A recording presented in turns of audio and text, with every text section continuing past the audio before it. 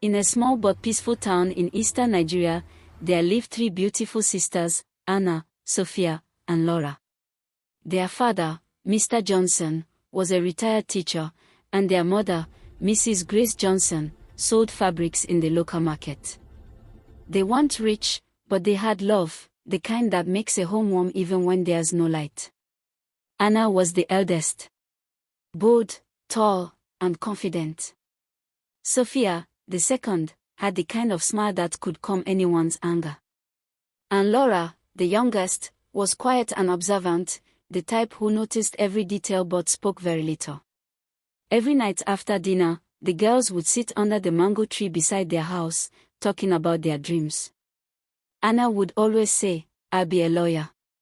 I'll wear suits and speak big English in court." Sophia would giggle, "I'll be a nurse. I want to help people get better." And Laura would whisper shyly, "I'll be a teacher so that children can grow up smart." Their mother would smile and say, "My daughters, the world is not easy. But if you stay disciplined and close to God, your dreams will come true." They promised her they would. Years passed. They all passed their exams and gained admission to a university in Lagos. It was the family's proudest day. Their father even killed a chicken to celebrate. As they left home, their mother hugged them tightly and said, "Remember who you are. The city can change people if they forget where they came from."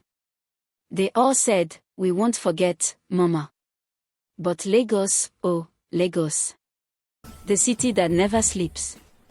The city that tests the soul. At first, the sisters studied hard. They called home often, joined church groups, and even sent photos of their school life. But then, things began to change, slowly, quietly.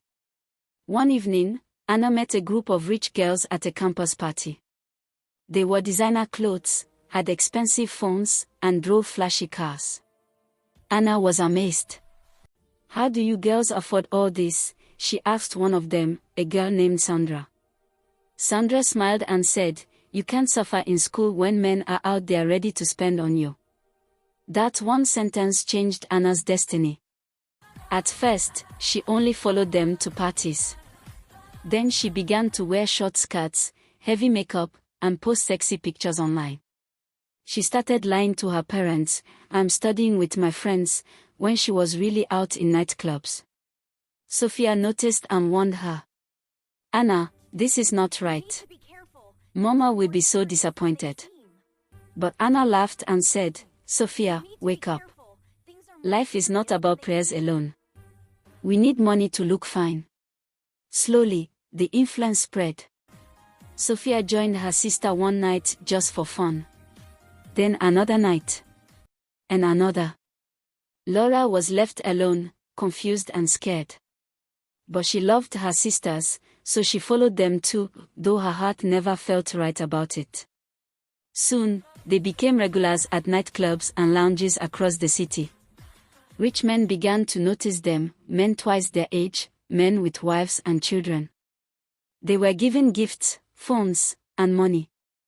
Their lives changed, but not their souls, because deep down, guilt followed them everywhere.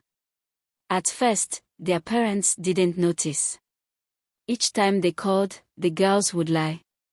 "School is fine, Mama. We are doing well. Don't worry." But behind those calls were empty hearts, stained lives, and fading dreams. By the end of the year, none of them had passed their exams. Anna didn't care. "We can always rewrite next year," she said. But then, the worst began. Sophia started feeling sick one morning, vomiting, dizzy, weak. When she went to the clinic, the doctor smiled softly and said, "Congratulations. You're pregnant." She froze. Pregnant? But by who? She had been with too many men. Anna was shocked but pretended to be calm. "Don't worry, we'll handle it," she said. And she did, by taking Sophia to a secret abortion doctor she heard about from Sandra. Laura begged them, "Please don't do it. Let her keep the baby. God will help." But they didn't listen. The abortion went wrong. Sophia bled all night and never opened her eyes again. When the hospital called their parents, everything came crashing down. Mr. and Mrs. Johnson arrived in Lagos the next morning. They cried until their eyes were swollen. "Where did we go wrong?" their father asked. No one had an answer. Sophia was gone.